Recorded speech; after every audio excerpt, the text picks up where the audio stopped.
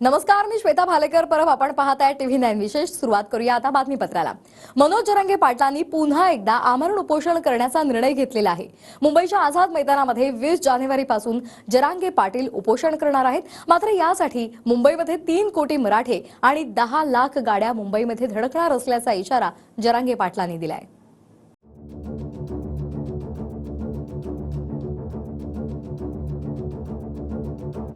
आमरण उपोषण मनोज जरांगे मुंबईतल्या आझाद मैदानावर 20 तारखेला करणार. त्याला भेटायला मराठे येणार. 10 लाख गाड्या येण्याची शक्यता आहे सोबत, कारण तितकं साहित्य लागणार आहे, तितक्या वस्तू लागणार आहे. मराठा आरक्षणासाठी पुन्हा एकदा मनोज जरांगे पाटलांनी उपोषणाचा हत्यार उपसलंय. 20 जानेवारीपासून मुंबईच्या आझाद मैदानात मनोज जरांगे पाटील उपोषण करणार आहे. चला 20 जानेवारी मुंबई आमरण उपोषणाला. आमरण उपोषण मनोज जरांगे मुंबईतल्या आझाद मैदानावर 20 तारखेला करणार. त्याला भेटायला मराठे येणार. उपोषणासाठी मुंबईमध्ये 3 कोटी मराठे तर 10 लाख गाड्या आणणार असल्याचा इशारा जरांगे पाटलांनी दिलाय. दरम्यान जरांगे पाटलांवर उपोषणाची वेळ येणार नसल्याचं उपमुख्यमंत्री देवेंद्र फडणवीसांनी म्हटलंय. इकडचे पण कामं उरकायचे आणि तिकडं मुंबईला सुद्धा झुंज द्यायला जायचे आणि आरक्षण मिळवून यायचे. यासाठी आमची तयारी पूर्ण झाली.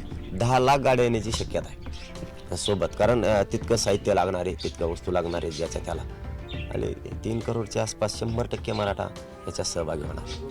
शिंदे समितीचा दुसरा अहवाल आलाय. तिसरा अहवाल देखील अपेक्षित आहे की ज्याच्यामध्ये मोठ्या प्रमाणात निजामकालीन एंट्रीज या हैदराबादवरनं त्या ठिकाणी आम्ही प्राप्त करून घेतो आहोत. त्यामुळे मला असं वाटतं की राज्य सरकारची सकारात्मकता बघता अशा प्रकारचा निर्णय हा त्यांनी घेऊ नये आणि तशा प्रकारे निश्चितपणे राज्य सरकार योग्य काम करतं आहे हे लक्षात आल्यानंतर कदाचित तसा निर्णय तो घेणार नाहीत. मराठा समाज आपल्या मुलांसाठी कुणाचाही सुपडा साफ करू शकतो असा हल्लाबोलही जरांगे पाटलांनी सरकारवर केला. तसंच मराठा नेत्यांवरही जरांगे पाटलांनी टीकास्त्र टाकले. गंभीर सरकार असतं, गांभीर्यानं घेतलं असतं, एवढी मोठी जनता उठली, त्यांना वाटतं हे आमचेच आहेत. त्यांच्या लक्षातच नाही आता पूर्वीचा मराठा न राहिला. स्वतःच्या मुलासाठी हा मराठा समाज आता कोणाचाही सुपडा साफ करू शकतो, राजकीय करिअर बर्बाद करू शकतो. त्याचं एकट्याचं ऐकायचं आणि मराठ्यावर अन्याय करायचं हे प्रोग्राम त्याचा सुरू आहे सध्या.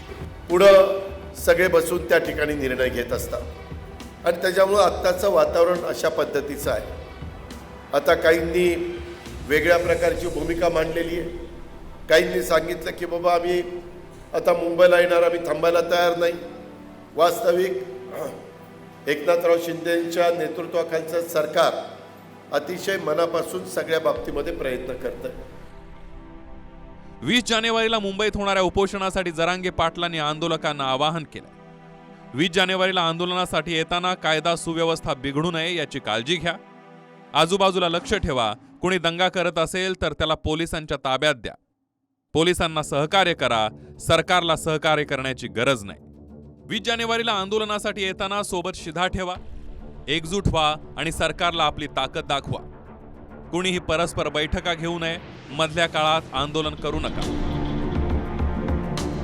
सुप्रीम कोर्टात मराठा आरक्षणासंदर्भातल्या क्युरेटिव्ह पिटिशनवर 24 जानेवारीला सुनावणी होणार आहे. दरम्यान NT आणि VJNT सारखं टिकणारं आरक्षण मिळावं असं यावेळेला जरांगे पाटील यांनी म्हटलंय. आम्ही ते आरक्षण कधी नाकारलंच नाही. मी आज नाही म्हणत, 5 महिन्यापासून म्हणतो. नाकारलेलंच नाही, नाकारण्याचं काही कारण पण नाही. परंतु ते NT VJNT सारखं टिकणार आहे का हे आमचा मूळ प्रश्न आहे. ते ओपन कोर्टात घेणार आहेत का त्याची हिअरिंग, तर ते टिकण्याची मग मात्र दाट शक्यता आहे. ते टिकू शकते, पण त्याचं अहवालाचं पूर्ण वाचन व्हायला पाहिजे. क्युरेटिव्ह पिटिशनची 24 जानेवारीला तारीख आहे. त्यामध्ये जो मागासवर्ग आयोग गठीत केला आहे सरकारने, त्याच्या माध्यमातून एम्पिरिकल डेटा गोळा करण्याचं काम युद्ध पातळीवर सुरू आहे आणि मराठा समाज मागास कसा आहे हे सिद्ध करण्याचं काम मागासवर्ग आयोग करतोय. या एम्पिरिकल डेटाचा फायदा सुप्रीम कोर्टामध्ये नक्की होईल. जरांगे पाटील दुहेरी भूमिका घेतात असा टोला भुजबळांनी जरांगे पाटलांना लगावला. दरम्यान भुजबळांनी केलेला आरोप जर खरा निघाला तर जिवंत समाधी घेणार असं आव्हान जरांगे पाटलांनी भुजबळांना दिलंय. ते पण जास्त घेतल्यामुळे जे आहे अनेक वेळेला ज्या भाषणामध्ये जो दुहेरी भाग येतो ना विसरण्याचा, तो पण त्याचा परिणाम असू शकतो, नाही असं नाही. त्याच्यात त्याला काय अक्कल नाही राहिली, त्यात लाज बी नाही राहिली काय, ते झाले पागल. कारण त्याला असं झालंय आता खरं कोणी बोलत नसतं, त्याला खरं बोलता येणार आणि त्याच्यामुळे ते व्हायबल झाले पुरं. ते असं बदल त्याला ते मला तर वाटतं एखादा कागद सुद्धा खात असेल ते. कारण त्याला मी मागे चॅलेंज केलेलं आहे, नार्को टेस्ट कर, त्या दिवशी जिवंत समाधी घेतो, जर काही आपल्यात अंश जरी निघाला तरी. मराठा आरक्षणावरून संजय राऊतांनीही सरकारला घेरलंय. सरकारनं जरांगेंवर उपोषणाची वेळ आणू नये असं राऊत म्हणाले.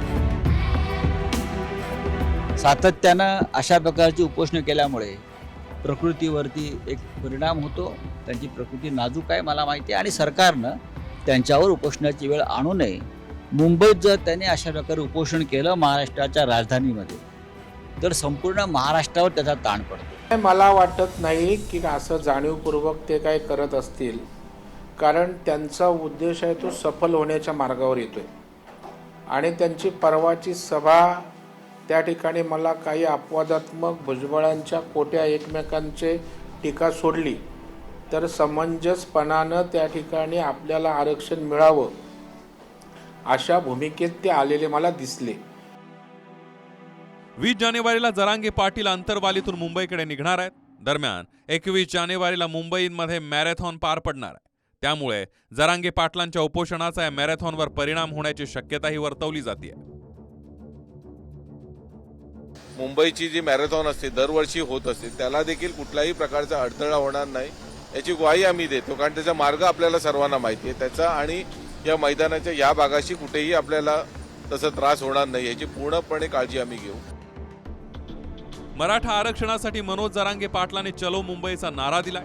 20 जानेवारीपासून जरांगे पाटील आमरण उपोषण करणार आहे. मात्र दुसरीकडे जरांगे पाटलांवर उपोषणाची वेळ येणार नसल्याचं सरकारचं म्हणणं आहे. त्यामुळे 20 तारखेच्या आज जरांगे पाटलांनी केलेल्या मागण्या मान्य होतात की जरांगे पाटील पुन्हा एकदा उपोषण करतात हे पाहणं महत्त्वाचं ठरणार आहे. Bureau report, TV9 Marathi.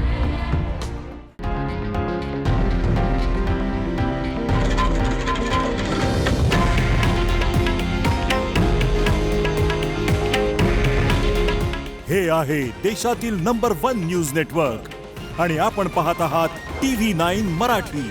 काळजी तुमची, हित महाराष्ट्राचं.